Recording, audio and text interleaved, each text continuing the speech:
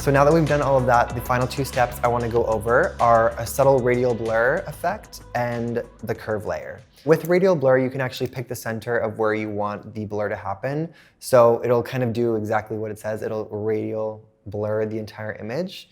And from there, I'll just go in and erase what I want in focus.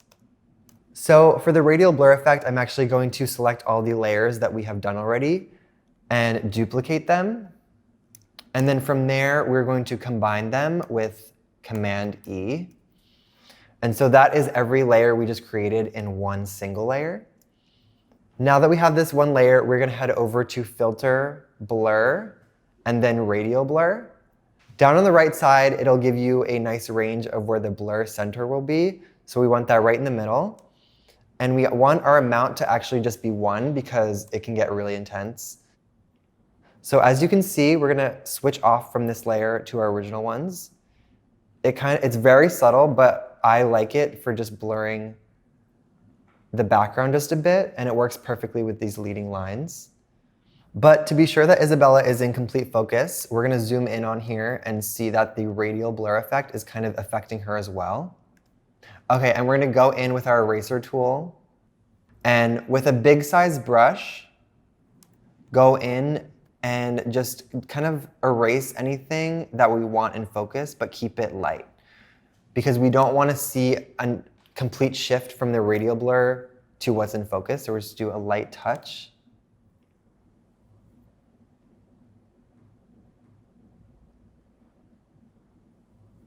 Right here you can see the difference between what's in focus and what is having the radial blur effect.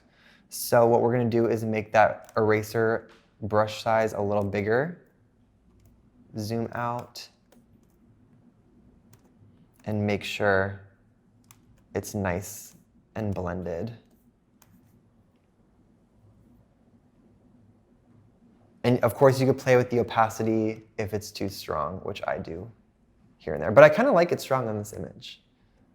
And it's really subtle, but it adds a nice little touch, and people notice it too.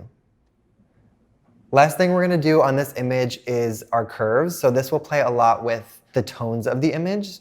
And I have a kind of little trick I like to do with this to make the shadows a little bit more moody, I guess you could say. So we're going to head over to our same mask that we did selective color in, but do curves. So with this curve mask, it'll give us a more fine-tuned look into our exposure. So on this right side, you can see we have our highlights and then we have our shadows. I'm going to bring our shadows a little bit inward so it's more contrasted, but bring that point above this set line. It's definitely a subtle look like we've been doing this whole time, but altogether they come out to be, one final look. But if we zoom in here on the right side, you can see that it gave the shadows a little bit more of a tone instead of that hard black, which I just like the look of a lot. And we can, of course, keep going in and tweaking that.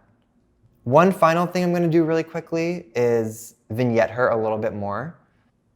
So I'm just going to create a layer right here. And with our brush tool, we're going to head over and make a giant sized brush with no hardness and go around the edges really quickly. And then head over to our blending modes and head over to soft light and then kind of decrease that a ton. But it gives a little bit more of a focus on Isabella. So for me, I feel like we finished this image. We have everything I look for in something, a nice set subject along with some nice effects to go along with it. I really like how the radial blur is complementing Isabella and the colors we got from selective color. I feel like everyone develops kind of their own editing style as they come to edit more. And for me, I found a lot of help with just fine-tuning a lot of different things. And those different things kind of add up into one final image that we see here. Now that you've seen how I would edit a daytime image, let's move to the nighttime photo.